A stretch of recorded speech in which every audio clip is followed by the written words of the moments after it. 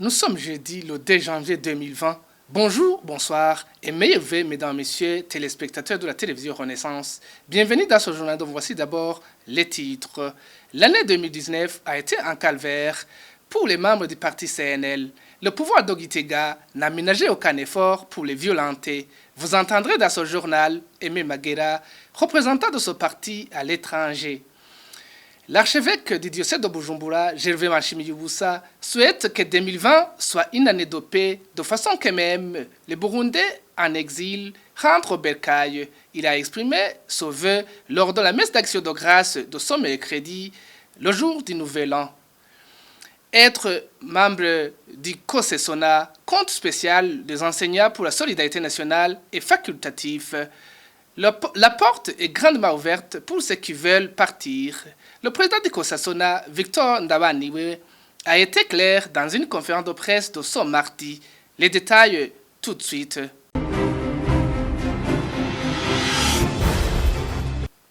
Bienvenue encore une fois dans ce journal. Page justice pour commencer. Aujourd'hui, c'est le 73e jour d'emprisonnement de 4 reporters du journal Iwachu.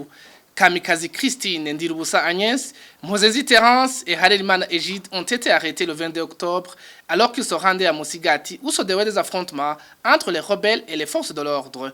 La semaine passée, le ministère public a requis contre eux une peine d'emprisonnement de 15 ans, les accusant de complicité d'atteinte à la sûreté intérieure de l'État. Le jugement du tribunal a été mis en délibéré pour un mois. Le sort de nos confrères et leurs chauffeurs sera connu avant le 30 janvier. Que cette année soit une année de paix sans discrimination et que même les réfugiés se sentent à l'aise pour rentrer librement.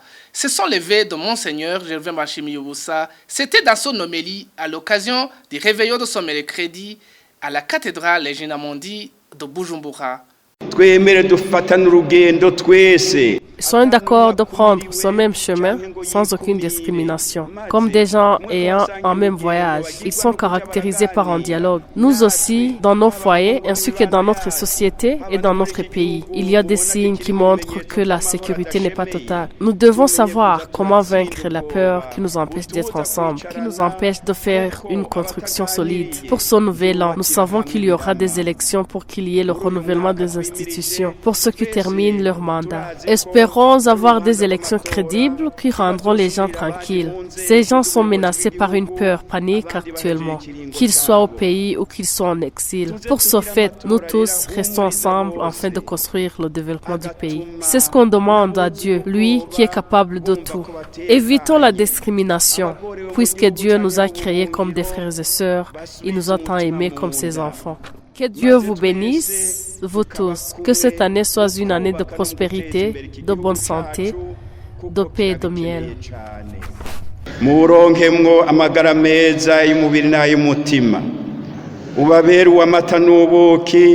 L'an 2019 a été une année dure pour les membres du parti CNL d'Agathon Rwasa. Le régime en place n'a cessé de les malmener tout au long de l'année. Les Inyangamugayo du CNL ont été victimes des exécutions sommaires, disparitions forcées, arrestations arbitraires et autres traitements inhumains et dégradants. Cela a été dit par Aimé Maguera, représentant du parti CNL à l'étranger. Il profite de l'occasion pour présenter ses condoléances aux familles éprouvées. En cette période de fin d'année, comme tous les jours d'ailleurs, nous pensons évidemment à toutes ces victimes, tous ces militants du parti CNL qui ont été assassinés par le régime. Ils ont été assassinés parce qu'ils épousent les idées du parti, parce qu'ils veulent un changement, parce qu'ils veulent un Burundi prospère, parce qu'ils veulent la paix pour le Burundi, ils veulent la paix pour tout Burundi, et ils veulent que le pays prospère. Et nos pensées vont également à leurs familles, à toutes ces familles éprouvées, et que nous réitérons encore notre détermination. 2019 a été une année dure et nous espérons quand même que l'année prochaine, à l'issue des élections, le Burundi puisse retrouver des institutions stables, des institutions choisies par le peuple, et nous allons gagner ces institutions parce que le peuple est avec nous. Les enseignants qui ont adhéré au COSESONA, compte spécial des enseignants pour la solidarité nationale, sont libres de rester ou de quitter. Victor Ndabé-Meye, président de ce regroupement des syndicats des enseignants, l'a dit dans une conférence de presse qu'il a animée ce mardi. La COSESONA est une fédération, une coalition des organisations syndicales du secteur de l'éducation qui a pour mission la défense des droits socio-professionnels en synergie d'un côté et d'un autre côté la solidarité qui a trouvé l'adhésion de tous les enseignants après avoir pris connaissance de l'origine de l'ajustement salarial. Cette recommandation qui avait été exigée par les enseignants était une gestion transparente et nous tenons à signifier que la gestion des fonds collectés se fait dans la transparence. Elle est faite par les organisations syndicales fondatrices en collaboration avec l'organe de régulation des conflits sociaux en milieu du travail, CNDS. Et le rapport relatif à l'orientation des fonds collectés a été toujours présenté en Assemblée générale depuis 2017, ce qui prouve à suffisance qu'il y a la transparence et les rapports relatifs à la gestion sont clairs.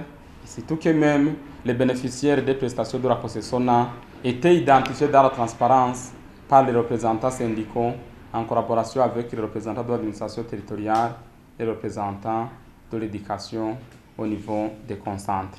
Ils veulent aujourd'hui s'opposer à son initiative et la COSESONA a ouvert les portes pour que tout enseignant qui ne veut pas suivre les réformes initiées par la COSESONA à partir du 2 janvier 2020 puisse remplir la fiche d'opposition et comme ça, les cotisations exigées à partir de janvier ne seront pas retenues à la source.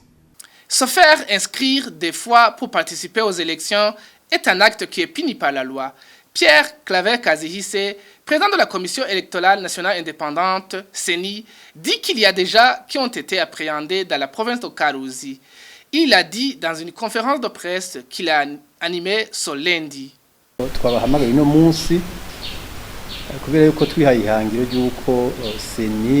On vous a appelé aujourd'hui parce que la CENI s'est donné un objectif d'organiser les élections transparentes, que vous puissiez reconnaître que ce sont les élections apaisées. On a constaté qu'il y a des personnes qui se sont inscrites 2 fois dans la province de Karuzi. On les a déjà appréhendés et ils ont été punis. On vous rappelle que se faire s'inscrire plus qu'une fois, c'est un crime. De la même manière de vouloir voter qu'une fois. Ça veut dire que les gens comme ceux-ci doivent être punis. Même dans les élections, on demandera que la justice soit vigilante. Autrement dit, il faut punir les gens qui veulent violer les lois. On met en garde ceux qui ont pu se faire inscrire 2 fois qu'ils peuvent être supprimés sur la liste. Parce qu'on le verra dans le système de nos ordinateurs. Qu'ils ne soient pas surpris quand ils constateront que leur nom ne figure pas sur la liste.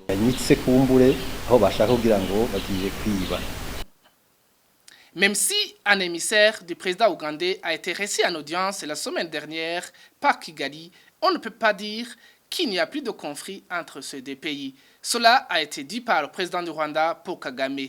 C'était dans une émission spéciale à l'occasion du Nouvel An à la télévision nationale.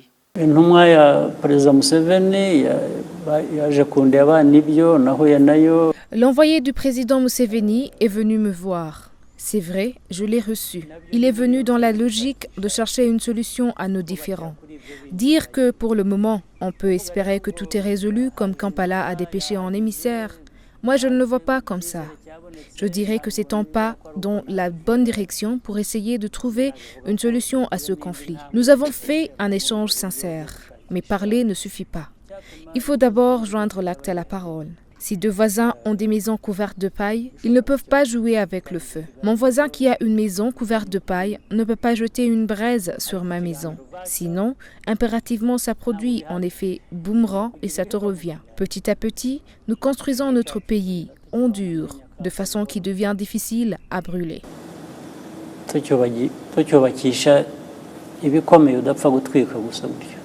C'est par ici que nous mettons un point final à cette édition en langue française. Merci à l'équipe de production et merci aussi à vous qui nous ont suivis. La télévision Renaissance vous souhaite que du bonheur en 2020. Au revoir.